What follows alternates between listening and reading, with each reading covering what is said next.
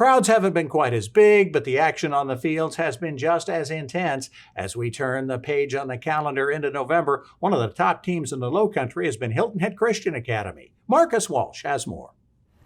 So, another ball game, big turnout as far as the offenses are concerned. That's right. We saw JP2 get their offense going after a very good defensive start to the second half, and they played well all through the second half defensively. They were able to put a couple of touchdowns on the board.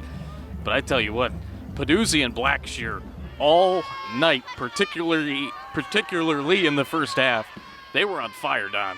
They were every bit as good as advertised, and Yeah. we hadn't known so much about the guys up front, the road graders opening the holes or whatever, and the offensive and defensive lines had a big night. They did. They really worked hard in the trenches, making some big blocks, some big tackles as well by the defensive line of both teams. And it was just too much HHCA early on in the first half. I mean, they had a 35-0 lead, and we were talking just about JP2 going back to the drawing board like it was 0-0, trying to make some adjustments, doing some things differently. They did get Mark Knight a little bit more involved even in the second half, which helped them out.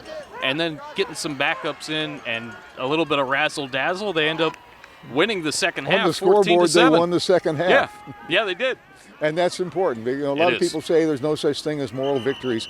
There are such things as moral victories. In that clubhouse, It's going to feel good that they fought back, they came back, and they actually, quote-unquote, won the second half. Yes, they did. And they played a lot better in that second half. I'm really impressed with this HHCA team, and we're going to be fortunate enough to see them at Buford Academy. Mark Clifford is a tremendous coach, still doing it after all these years. He was at Buford High for many years. We covered him there. Now he's at Buford Academy. We'll get to see him there. I'm looking forward to that matchup with you and the rest of our crew already. So am I, and especially watching the kickoffs.